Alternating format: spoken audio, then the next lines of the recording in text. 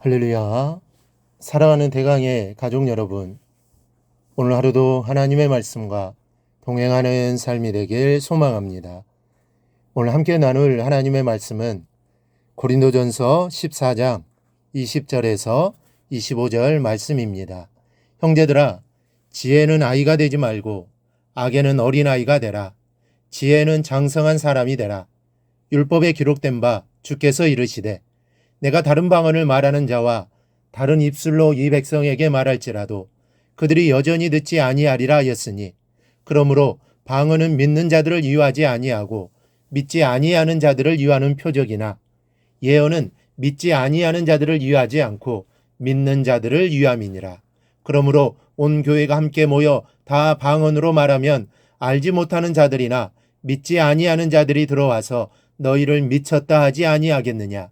그러나 다 예언을 하면 믿지 않는 자들이나 알지 못하는 자들이 들어와서 모든 사람에게 책망을 들으며 모든 사람에게 판단을 받고 그 마음에 숨은 일들이 드러나게 되므로 엎드려 하나님께 경배하며 하나님이 참으로 너희 가운데 계신다 전파하리라. 아멘. 예언이라는 것은 거듭거듭 말씀드리지만 설교와 같은 것입니다. 하나님의 뜻을 대언하는 것이 예언이기 때문에 오늘날에 있어서는 이 설교가 예언입니다. 그런데 설교는 목사나 전도사만 하는 것이 아닙니다. 목사가 자리를 비우면 장로나 집사가 임시로 맡아 하는 것도 아닙니다. 설교는 사실상 모든 성도가 다 하는 것입니다.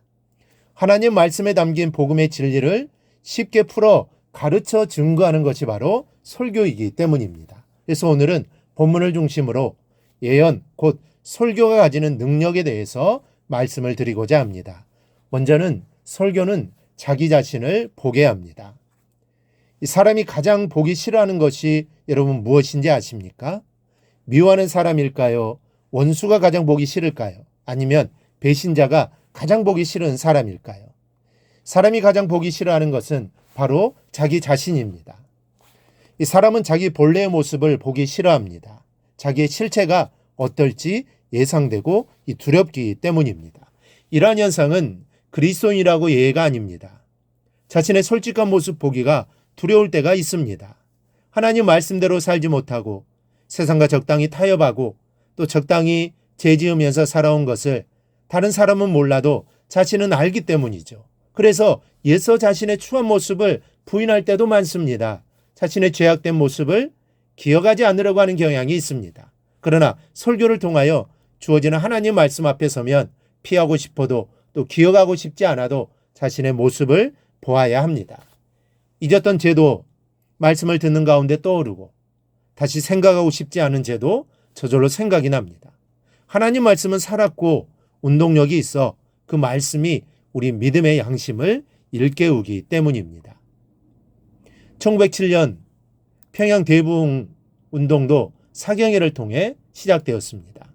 말씀을 듣던 중에 자신의 죄가 드러나게 되고 잊고 지냈던 죄가 생각나게 되고 그로 인해 회개가 이루어지고 이를 계기로 부흥운동이 전국으로 퍼졌던 것입니다. 말씀에 바로 이러한 능력이 있는 것입니다. 따라서 바울은 이렇게 말씀합니다.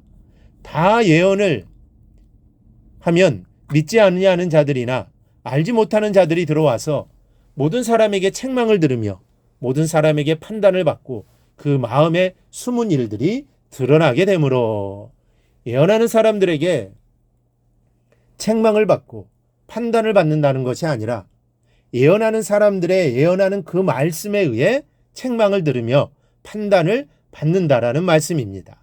하나님의 말씀은 이렇게 우리 자신의 정체를 적나라하게 드러내는 위력을 가지고 있습니다. 말씀 앞에 서면 자신을 숨길 수가 없습니다.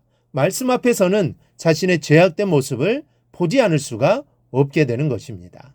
둘째로 설교는 하나님을 경배하게 합니다. 사람들은 자기 자신을 모르는 동안에는 용감할 수 있습니다.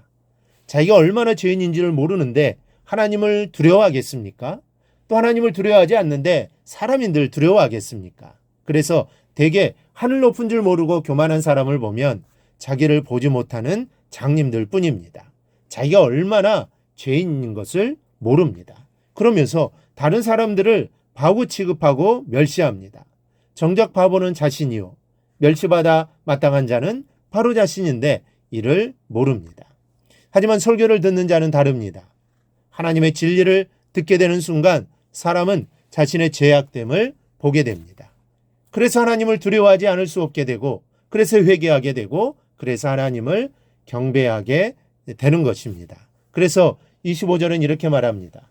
그 마음에 숨은 일들이 드러나게 되므로 엎드려 하나님께 경배하며 하나님이 참으로 너희 가운데 계신다 전파하리라.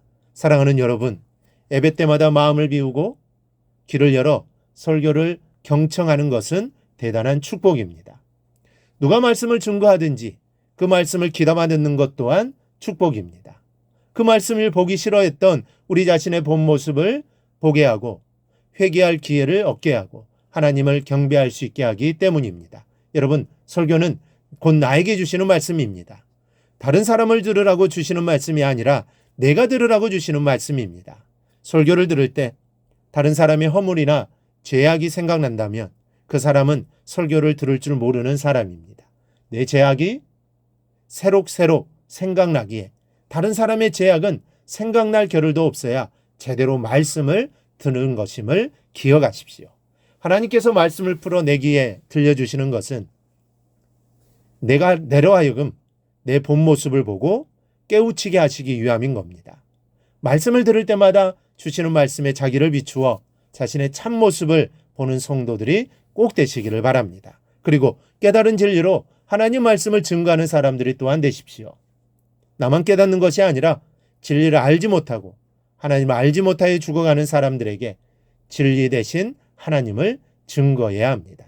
그래서 저들도 죄인된 자신을 발견하고 하나님 앞에 엎드려 회개하고 예배하는 생명의 역사가 나타나도록 만드는 성도들이 되기를 바랍니다. 그리하여 하나님이 주신 사명 잘 감당하는 여러분이 되기를 주님의 이름으로 축원합니다.